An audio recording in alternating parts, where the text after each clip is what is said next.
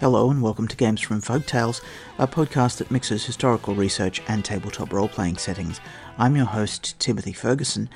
For this special episode, which focuses on a poem, Goblin Market by Christina Rossetti. In the following, which is the longest episode ever of Games from Folktales, the poem is performed in free LibriVox recording by Elizabeth Klett. As the poem is performed, I'll interject, far too often, with notes that allow the material to be adapted for the Ars Magica role-playing game. Goblin Market, read by Elizabeth Klett. Morning and evening maids heard the goblins cry. Not even one line in and already an interruption. Morning and evening are liminal times, a term which means a division between two places or spaces. Places, times, and life events are the boundaries which fairies guard, and they are fed by human transgression on these boundaries. Come buy our orchard fruits, come buy, come buy. So 2 points here. The invocation to come by is repeated thrice, which in many forms of folklore makes it more mystically powerful. The fruits are referred to as orchard fruits. Orchard literally means a fruit yard. That means the fairies are claiming that they come from a place rather than being wild gathered. This place is conceivably the fairies' home, and the fruits themselves may form an arcane connection to that home. Apples and quinces. Those are two interesting fruit to choose to lead out with. Let's look at them. Apples are a symbol of sin or evil. In Latin they are called malum, and the word for evil is malum. There is a slight difference in the way the letter A is pronounced. Quinces can't be eaten fresh, which, given the rest of the story, seems strange. To be eaten without cooking, they need to be bletted. And what bletting is you allow frost to break the cell walls of the quince, and then you allow it to decay. You don't allow it to rot, but you allow the enzymes within it to ferment so that it softens. This makes quinces perfect for perdoviz. My point is that the two fruits that they lead with are a symbol of sin and a symbol of putrefaction. Lemons and oranges. This poem was written somewhat after 1220, the usual starting date for Ars Magica campaigns, so many of the fruit mentioned are available but only as luxuries. Lemons are widely available in the Mediterranean basin but are not grown in Europe in 1220. I believe that eventually the Genoese started growing them in the 15th century. Perhaps that's oranges. Similarly, at this period, Seville oranges, that is, bitter oranges, are known and are grown in the Iberian Peninsula. Sweet oranges are not known. The Latin term for orange varies by author. Indeed, there is no word for orange in English at this time. It's called a word which means yellow-red. One popular term is aurantius, which means tawny or flame-coloured, and strangely is not the most common name for flambeau magi. Newton uses aureus, but that literally means golden. Indeed, it's the name of the gold coins in the Roman period. Some other authors use luteus, and that means saffron-coloured, which is arguably an orange. A note to my fellow marmalade fans thinking of Seville oranges. At this point, marmalade is made out of marmelos, that is, out of quinces, which are grown in the same area. I find it interesting that oranges, the fruit the colour of fire, are grown in Iberia, which is the area where House Flambeau has the most influence. I'd suggest if any fruit, other than one which is coming up later, is going to have ignum vis, it's probably the orange. Plump unpecked cherries. The use of the cherry to symbolise the maidenhead post-dates the Ars Magica period by about, well, in terms of literary sources, about 660 years. It's first recorded in American slang. Melons and raspberries. Bloom down-cheeked peaches. In Latin, the peach is called the malum persicum. Malum means apple, as I previously mentioned, but it's to be remembered that in Latin the word apple was also used for any fruit that was a bit foreign. In Greek, the word melon is used the same way. Swart-headed mulberries. Wild, free-born cranberries.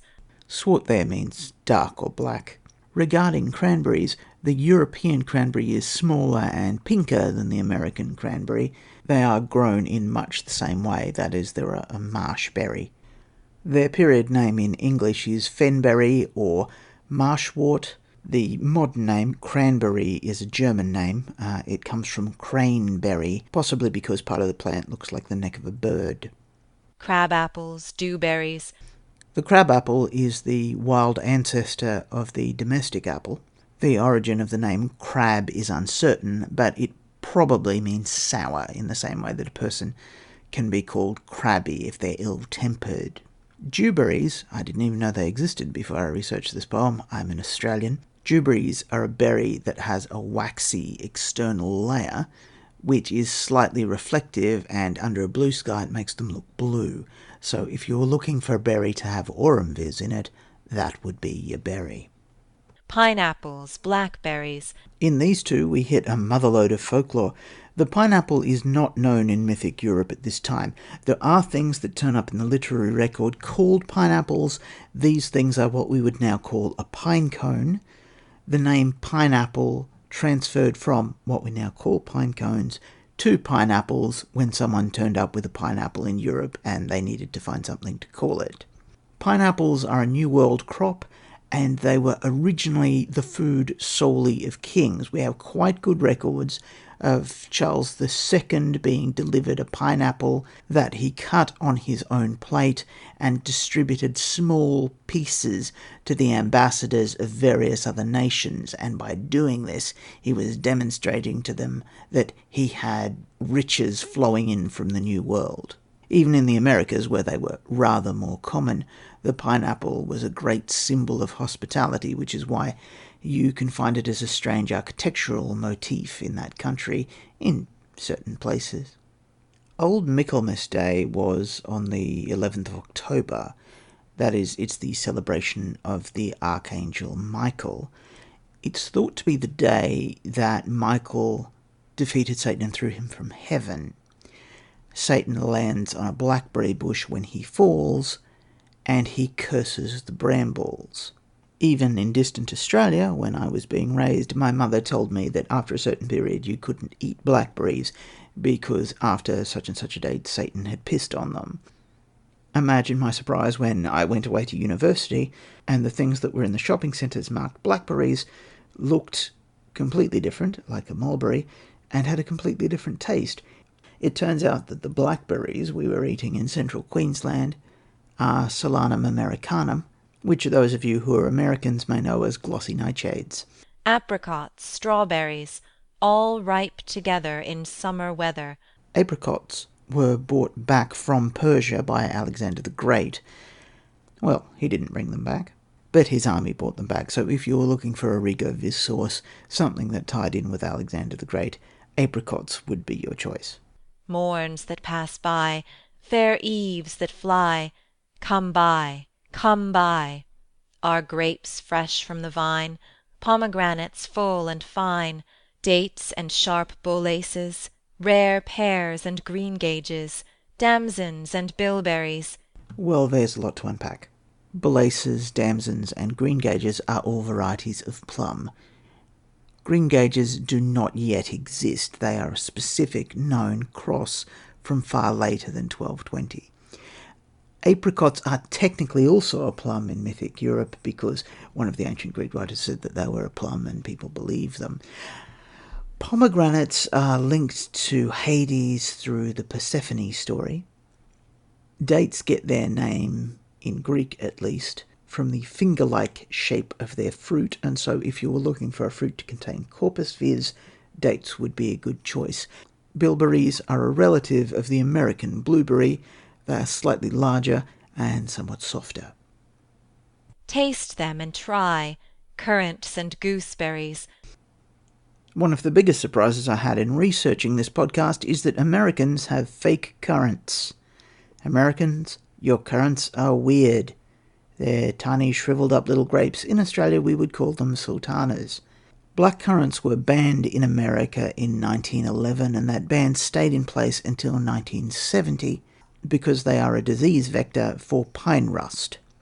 And pine rust is a fungus that destroys the white pine, and the white pine is a fast-growing tree that was used for lumber and fuel and was considered important to American economic development, important enough to stop you from having black currants. I'm amazed. Black currants in Australia are used for everything. They're the first juice most babies have. They're used to flavour medicines. For something completely different, I was looking at modern confectionery practitioners using Victorian equipment to make drop candies, and one of them mentioned that he was making blackberry candies and what an unusual flavour it was in America. He tried describing it, saying, "You've probably never tasted this," and so I had to follow it up. Seriously, this is a poem where things get kind of vaguely erotic between sisters at the end, and the thing I find most shocking about it is the idea that Americans don't know what currants taste like. Black currants aside, there are a couple of other varieties: red currants, white currants. They've got a different colour and a slightly different flavour. Bright fire-like barberries, figs to fill your mouth, citrons from the south, sweet to tongue and sound to eye, come by, come by. Let's leave aside the figs for the moment. The other two mentioned here, barberries and citrons, sweet to the tongue and sound to the eye. They may look lovely, although citrons arguably not, but they're certainly not sweet to the tongue. Citrons are basically inedible. The peel of the citron is candied, and candied, it's delicious. When this poem was written, citron was used as a more general term for all citrus fruits by some authors, so they may mean something like the mandarin. There are 4 ancestral species from which all other citrus are descended. The citron is one, but it's not sweet. The mandarin is the only sweet one. Barberries are sour and kind of horrible. They contain quite a bit of pectin, which makes them useful in jam making, and some people like sour flavours, like me. I shouldn't have called them horrible, that's not fair. They are really flame-like, however, so before, when I said if you were looking for a fruit that could have ignimvis in it, the orange would be your choice other than perhaps something that would come up later, that's the barberry. Evening by evening, among the brookside rushes, Laura bowed her head to hear, Lizzie veiled her blushes. Crouching close together in the cooling weather, Hiding in the rushes puts the girls in a liminal space. The blushes of the modest girl feed fairies just as well as the urgency of the immodest one. A note on the etymology of the names. Laura's name comes from the laurel tree, which is sacred to Apollo and gives ecstatic visions. Lizzie's name comes from a Hebrew word, and it means God is my abundance. When they crouch close together, that's a form of physical privation, and physical privation opens a person up to fairy influence. with clasping arms and cautioning lips, with tingling cheeks and finger-tips. Lie close, Laura said, pricking up her golden head. We must not look at goblin men. In a perfectly straightforward sense, only those who have seen the men can buy their fruits, and when you're no longer a suitable victim, the fairies are invisible. Seeing them, breaking a social taboo, is what makes you vulnerable to them. We must not buy their fruits. Who knows upon what soil they fed their hungry, thirsty roots? The fairies, by saying that the fruits come from an orchard, are claiming they come from a tended place, not wild harvest. Some people suggest that fairy is a nicer subsection of hell. Technically, it's in limbo, and once you eat in hell, you can't leave. Come by, call the goblins hobbling down the glen. Oh, cried Lizzie, Laura, Laura, you should not peep at goblin men. Lizzie covered up her eyes, covered close lest they should look. Laura reared her glossy head, and whispered like the restless brook, Look, Lizzie, down the glen tramp little men. One hauls a basket, one bears a plate, one lugs a golden dish of many pounds weight. Treasure, did you say? Many pounds weight in gold is 10 times that many pounds in silver. The question is whether this is real gold or fairy gold, so that it turns into ambient matter like leaves or gorse flowers once it leaves the fairy's area. If it is real gold, the fairy is terribly strong. If it is false gold, that is, it's just a prop made out of the fairy's substance and glamour, it need have no weight, much like a fairy knight's armour. How fair the vine must grow whose grapes are so luscious! How warm the wind must blow through the fruit bushes! We're talking about hell again. In some folklore, fairy plays hell an annual rent of souls. No, said Lizzie, no, no, no! Their offers should not charm us, their evil gifts would harm us. She thrust a dimpled finger in each ear, shut eyes, and ran. Literally closing the entrances to the body is one way of keeping fairy glamour out. Curious Laura chose to linger, wondering at each merchantman. One had a cat's face, one whisked a tail, one tramped at a rat's pace, one crawled like a snail, one like a wombat prowled obtuse and furry. Wombats are vicious, bloodthirsty creatures that fight with their armoured buttocks. They do not exist in mythic Europe, despite my efforts, a small mercy for which you should thank David Chart. One like a rattle tumbled hurry-scurry. A rattle is a honey badger. She heard a voice like voice of doves cooing all together. They sounded kind and full of loves in the pleasant weather. Laura stretched her gleaming neck, like a rush-embedded swan, like a lily from the beck, like a moonlit poplar branch. My, what a lot of similes. At this point has Laura already been englamoured? That is what she's about to do a choice? Or did she lose her power of choice when she broke the taboo against seeing the men? Like a vessel at the launch, when its last restraint is gone. Backwards up the mossy glen turned and trooped the goblin men, with their shrill repeated cry, "Come buy, come buy." When they reached where Laura was, they stood stock still upon the moss, leering at each other, brother with queer brother, signalling each other, brother with sly brother. One set his basket down. What's in the basket? According to the description, the fruit's on a plate. Of course, it could just be fruit. I, personally, hope it's something like a Merrow's soul cage, which is also a wicker basket or crab pot, used to contain the ghosts of those who the Merrow has drowned or vanquished in drinking contests.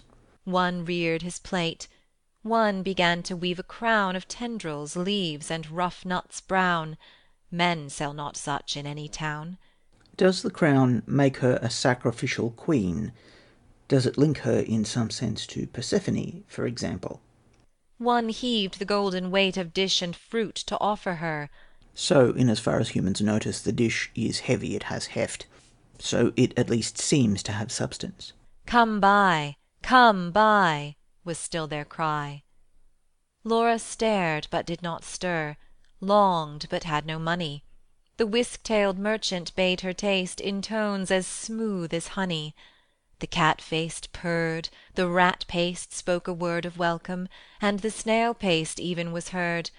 One parrot-voiced and jolly cried, "Pretty goblin," still for "pretty Polly." One whistled like a bird. But sweet-toothed Laura spoke in haste. "Good folk, I have no coin, to take were to purloin." Most fairies have rules for their bargains which enforce a sort of karmic fairness. This isn't directly obvious here. In what way is the fruit as valuable as the girl's life? Perhaps the fruit is extremely valuable, and the girl is unable to sense its deeper value and merely consumes it as a snack. Or perhaps these particular fairies are not bound by that convention of fairness. She refers to them as the good folk, which avoids certain types of fairy curse, because abusing the dignity of the fairies makes them angry. "I have no copper in my purse, I have no silver either, and all my gold is on the furze that shakes in windy weather above the rusty heather." Furze is a dialect word for gorse in Cornwall and Devon. It's highly flammable but doesn't burn for long, and its yellow flowers are given as a gift by young lovers in May. This may tie into Laura being a maiden. It makes it particularly suitable as ignimviz. You have much gold upon your head, they answered all together. Buy from us with a golden curl. She clipped a precious golden lock. This is a powerful arcane connection. What she cuts her hair with is unclear. Strangely, it is either not an iron object, like scissors or a knife, or these fairies are not troubled by iron objects. She dropped a tear more rare than pearl. Again, this is a powerful arcane connection. It's a little bit harder to contain. A fairy might bind it with glamour by drinking it or by soaking it into a rag. Then sucked their fruit globes fair or red, sweeter than honey from the rock. Honey from the rock refers to Psalm 81. God offers wild honey, representing the treasures gained through obedience.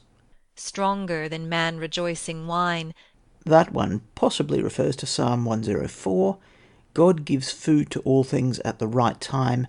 Those things he does not support wither to dust. Clearer than water flowed that juice. She never tasted such before. How should it cloy with length of use? She sucked and sucked and sucked the more Fruits which that unknown orchard bore. She sucked until her lips were sore, Then flung the emptied rinds away, But gathered up one kernel stone, And knew not was it night or day, As she turned home alone. Lizzie met her at the gate, Full of wise upbraidings. "Dear, you should not stay so late. Twilight is not good for maidens." Twilight is not good for maidens because it compounds liminal states. It's the time between night and day, and it is the time just on the cusp of womanhood, therefore doubly attractive to fairies. "Should not loiter in the glen, In the haunts of goblin men. Do you not remember Jeanie, How she met them in the moonlight?" That the fairies have killed someone already, and yet Laura still chooses to pursue their gifts, argues in favour of some sort of glamour or mind control. Took their gifts both choice and many, Ate their fruits and wore their flowers, Plucked from bowers where summer ripens at all hours. But ever in the moonlight she pined and pined away. These fairies, like many vampiric fairies, feed at night. Indeed, the dawn breaks their spell on Laura. Sought them by night and day, Found them no more, but dwindled and grew grey. This isn't a metaphor, she physically grows grey. But it isn't aging, because when the spell is broken, she gets all of her colour back. Then fell with the first snow. She is drained of all vitality and passes away. So this is a form of vampirism. At this point, I'd like to mention that in the Transylvanian book, we have statistics for vampiric watermelons, something which appears only slightly later in Transylvania and Romania and other related areas. People thought we were kidding with the vampiric melons, but what if the little men are just carrying around baskets of vampiric fruit? What if when you eat them, they also eat you? While to this day no grass will grow Where she lies low. I planted daisies there a year ago That never blow. In the language of flowers, daisies represent innocence and purity, and they won't grow on Jeannie's grave. Ever. You should not loiter so. "Nay, hush," said Laura. "Nay, hush, my sister. I ate and ate my fill, Yet my mouth waters still. To–morrow night I will buy more," and kissed her. "Have done with sorrow. I'll bring you plums to–morrow, Fresh on their mother twigs, Cherries worth getting. You cannot think what figs My teeth have met in." Modern teeth, and those of people like hermetic magi who are protected from disease by the Palma Magica, do not meet in the same way that those of medieval people meet. Medieval teeth wear down. Modern people have a slight overbite caused by a lack of this dental wear. What melons icy cold, Piled on a dish of gold, Too huge for me to hold. Well, that speaks to the size and weight of the gold dish, adding further evidence on the scale that it is in some sense a material object. What peaches with a velvet nap, Pellucid grapes without one seed, Odorous indeed must be the mead Whereon they grow, and pure the wave they drink, With lilies at the brink, And sugar sweet their sap. Golden head by golden head, Like two pigeons in one nest, Folded in each other's wings, They lay down in their curtained bed; Like two blossoms on one stem, Like two flakes of new fallen snow, Like two wands of ivory Tipped with gold for awful kings. I'll be honest with you, listener. Now that we've got through the folklore of fruit, you're going to be hearing a lot more of Elizabeth Claret and a lot less of me. But I'll interject here at the bit about the ivory wands. Ancient Egyptian sorcerers used ivory wands for apotropaic magic. I can never pronounce that. That is, wards against evil. These are often made of hippopotamus ivory, and they often show the goddess Tawaret, who governs childbirth and has the head of a hippopotamus. Awful in this case means causing holy fear, not terrible in the modern sense. Moon and stars gazed in at them, Wind sang to them lullaby, Lumbering owls forbore to fly, Not a bat flapped to and fro Round their rest, Cheek to cheek and breast to breast, Locked together in one nest. Early in the morning, When the first cock crowed his warning, Cockcrow and dawn dispel certain types of evil spirit. They also signal the end of sun duration magic. Neat like bees, as sweet and busy, Laura rose with Lizzie, Fetched in honey, milked the cows. Milkmaids are attractive to fairies. They have milk, which is a source of vitality, and they're considered beautiful. This could be because city life is poor for the health, or it could be because they can't get smallpox. Cowpox acts as a preventative, and this stops them getting smallpox scars, which makes them more physically attractive than their fellows. Aired and set to rights the house, Kneaded cakes of whitest wheat, Cakes for dainty mouths to eat; Next churned butter, whipped up cream, Fed their poultry, sat and sewed, Talked as modest maidens should. Just to flag, these aren't noble women, they work with their hands, they're therefore peasants. Lizzie with an open heart, Laura in an absent dream; One content, one sick in part, One warbling for the mere bright day's delight, One longing for the night. This seems like a mystically imposed personality flaw.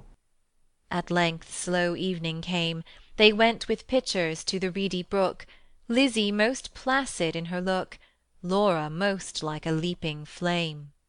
They drew the gurgling water from its deep, Lizzie plucked purple and rich golden flags, Then turning homeward said, "The sunset flushes Those furthest loftiest crags. Come, Laura, not another maiden lags, No wilful squirrel wags, The beasts and birds are fast asleep." But Laura loitered still among the rushes, And said the bank was steep, And said the hour was early still, The dew not fallen, the wind not chill, Listening ever, but not catching The customary cry, "Come buy, come buy," With its iterated jingle of sugar baited words; Not for all her watching once discerning Even one goblin racing, whisking, tumbling, hobbling, Let alone the herds that used to tramp along the glen. There are herds of goblins. Before we had about 6 physical appearances. Herds are more useful for large-scale group combat. In groups or single, of brisk fruit merchant men. Till Lizzie urged, "O Laura, come! I hear the fruit call, but I dare not look." The fairies are selectively invisible and inaudible to their victims, which is clever, as it stops the victim from fighting back. "You should not loiter longer at this brook. Come with me home. The stars rise, the moon bends her arc, Each glowworm winks her spark." The spark of a glowworm is caused by a chemical called luciferin. It's used to attract insects into a trap. Glowworms put a curtain of sticky threads across the mouth of their homes. "Let us get home before the night grows dark, For clouds may gather, though this is summer weather, Put out the lights and drench us through. Then if we lost our way, what should we do?" Laura turned as cold as stone, To find her sister heard that cry alone, That goblin cry, Come buy our fruits, come buy. Must she then buy no more such dainty fruit? Must she no more such succous pasture find, gone deaf and blind? Her tree of life drooped from the root. Is this the acedia personality flaw, made worse by going into liminal situations? Acedia, spiritual sloth, is a concept I've been trying to get an episode together on for a while, and so it turns up sometimes in the transcripts, which I expected to come after that episode. She said not one word in her heart's sore ache, but peering through the dimness, not discerning, trudged home, her pitcher dripping all the way, so crept to bed and lay silent till Lizzie slept, then sat up in a passionate yearning, and gnashed her teeth for balked desire, and wept as if her heart would break. Day after day, night after night, Laura kept watch in vain. Her watching is earning her experience in her personality trait. In sullen silence of exceeding pain, she never caught again the goblin cry, "Come buy, come buy." She never spied the goblin men hawking their fruits along the glen. But when the moon waxed bright, her hair grew thin and grey. Her personality trait is acting as a decrepitude score. Do the fairies have the feast of the Fae virtue? She dwindled as the fair full moon doth turn to swift decay, and burn her fire away. One day, remembering her kernel stone, she set it by a wall that faced the south, dewed it with tears, hoped for a root, watched for a waxing shoot, but there came none. It never saw the sun, it never felt the trickling moisture run. This kernel, as something she was able to take away, might be useful to magi who were trying to protect or rescue her as an arcane connection, either to the creatures themselves or to their orchard. While with sunk eyes and faded mouth she dreamed of melons, as a traveller sees false waves in desert drought with shade of leaf-crowned trees, and burns the thirstier in the sandful breeze. She no more swept the house, tended the fowls or cows, fetched honey, kneaded cakes of wheat, brought water from the brook, but sat down listless in the chimney nook, and would not eat. Tender Lizzie could not bear to watch her sister's cankerous care, yet not to share. She night and morning caught the goblin's cry, "Come buy our orchard fruits, come buy, come buy." Beside the brook, along the glen, she heard the tramp of goblin men. The voice and stir poor Laura could not hear, longed to buy fruit to comfort her, but feared to pay too dear.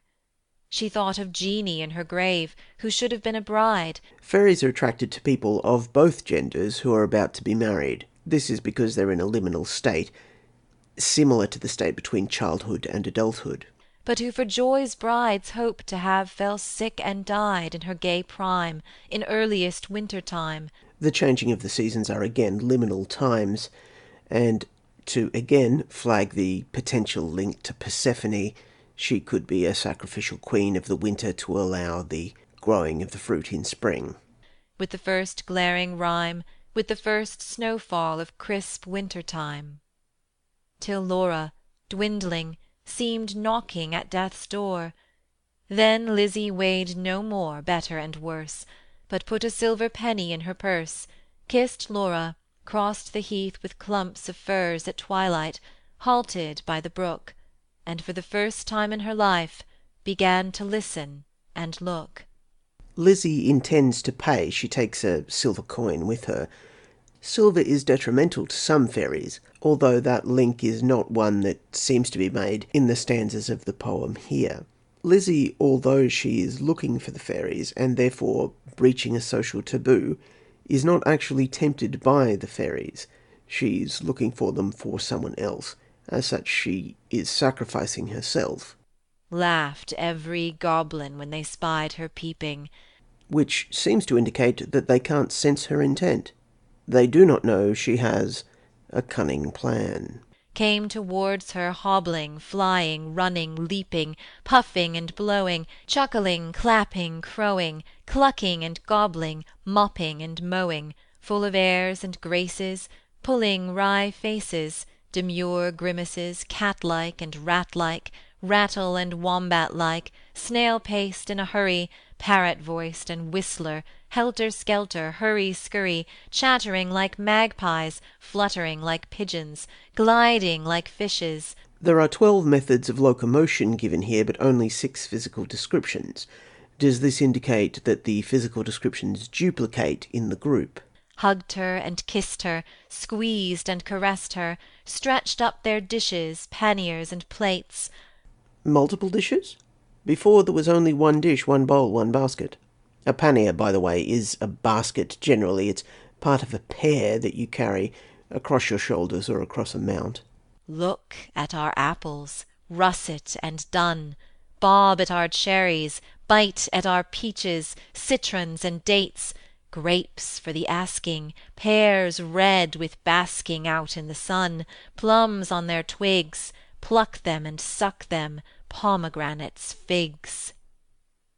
Good folk, said Lizzie, mindful of Jeanie, give me much and many, held out her apron, tossed them her penny. By tossing the penny, she prevents them from asking for their price. Nay, take a seat with us, honour and eat with us, they answered grinning. Our feast is yet beginning. They offer her hospitality. Refusal to take up hospitality is a grave offence, and it gives them permission, in some sense, to assault her for her rudeness. Night yet is early, warm and dew-pearly, wakeful and starry. Such fruits as these no man can carry. Half their bloom would fly, half their dew would dry, half their flavour would pass by. By this, do they mean that the fruit has a stronger flavour in a fairy aura, or do they mean that the fruit is ensorcelled, that their glamours will fail when it is taken away? Sit down and feast with us, be welcome guest with us, cheer you and rest with us. Thank you, said Lizzie, but one waits at home alone for me. So without further parleying, if you will not sell me any of your fruits, though much and many, give me back my silver penny I tossed you for a fee. She makes the point that she is not their guest, she is their customer. She has paid them a price, and if they're unwilling to make a deal, then there is no deal, and she gets to go home. This is how she sidesteps the hospitality problem, although sadly they beat her anyway because they're not playing fair by fairy standards. They began to scratch their pates. That means the top of their heads. No longer wagging, purring, but visibly demurring, grunting and snarling. One called her proud, cross-grained, uncivil. Their tones waxed loud, their looks were evil. Lashing their tails, they trod and hustled her, elbowed and jostled her, clawed with their nails. They hurt her, but don't, for example, strangle her.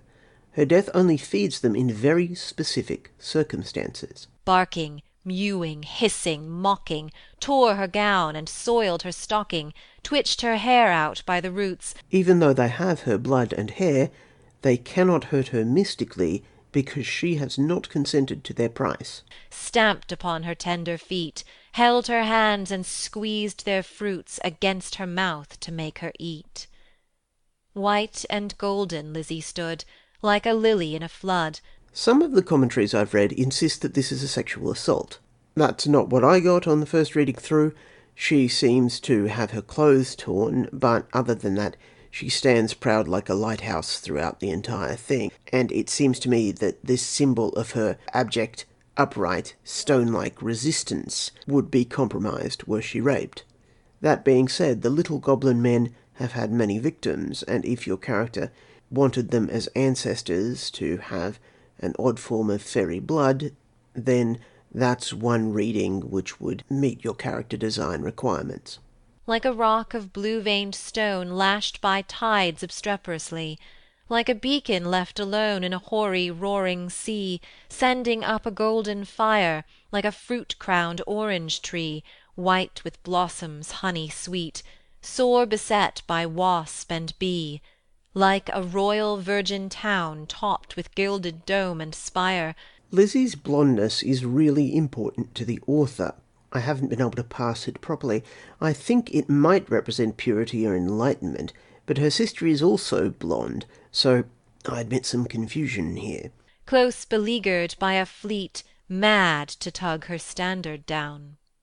One may lead a horse to water, 20 cannot make him drink. This aphorism is first recorded in 1175 in the Old English Homilies. If your Bajorna Magus is old enough and equine enough, you might be that horse. Though the goblins cuffed and caught her, coaxed and fought her, bullied and besought her, scratched her, pinched her, black as ink, kicked and knocked her, mauled and mocked her, Again they can hurt her, but killing her, except in very specific circumstances, is of less use to them than her emotional pain.